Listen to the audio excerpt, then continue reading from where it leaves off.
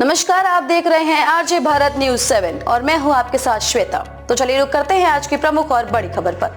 बाल ठाकरे का बेटा कैसे कर सकता है सीएए का विरोध, फडणवीस का उद्धव पर तीखा भार। महाराष्ट्र के उप मुख्यमंत्री देवेंद्र फडणवीस ने शिवसेना यूबीटी नेता उद्धव ठाकरे पर उन्हें एक फेल मुख्यमंत्री बताया। उन्होंने कहा है कि एकनाथ शिंदे की सरकार मुंबई में उन चीजों को ठीक करने के लिए मजबूर है जिन्हें वर्षों पहले ठीक किया जाना चाहिए था। फडणवीस ने कहा कि उद्धव ठाकरे को मुंबई के लोगों ने कई मौके दिए, लेकिन उन्होंने उनके लिए कुछ नहीं किया।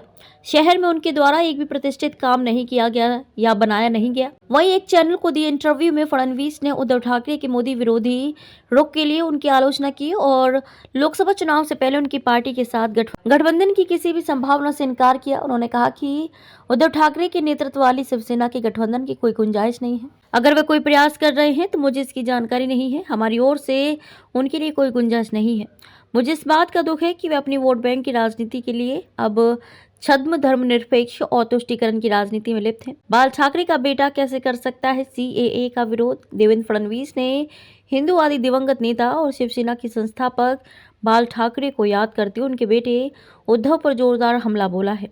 महाराष्ट्र के पूर्व सीएम ने कहा कि उद्धव ठाकरे ने नागरिकता संशोधन अधिनियम का विरोध किया है। मुझे ये समझना मुश्किल हो रहा है कि बाल ठाकरे का बेटा ऐसा कैसे कर सकता है। फडणवीस ने सीट बंटवारे, महाराष्ट्र और मुंबई में बुनियादी ढांचे के विकास, संभावित नए सहयोगियों और पिछली सरकार की कमियों के बारे में खुलकर बात की। शिवसेना और एनसीपी में विद्रोह के बाद महाराष्ट्र की राजनीति के बारे में पूछा गया तो उन्होंने कहा कि आज महाराष्ट्र में दो ही खेमा है, एक पीएम मोदी के साथ है और दूसरा उनके खिलाफ है। लोगों ने उन लोगों को वोट देने का फैसला किया जो पार्टी या प्रतीक की परवाह किए बिना ही पीएम के साथ है।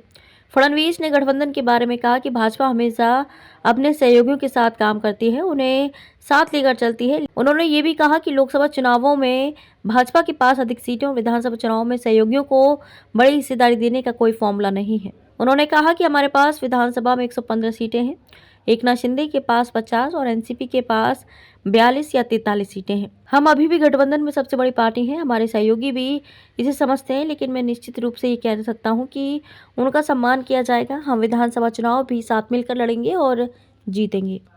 खबरों में अब तक के लिए बस इतना ही। फिर होगी आपसे मुलाकात ऐसी किसी बड़ी और खास खबर के साथ। तब तक के लिए नमस्कार और देखते रहिए आरजे भारत न्यूज 7।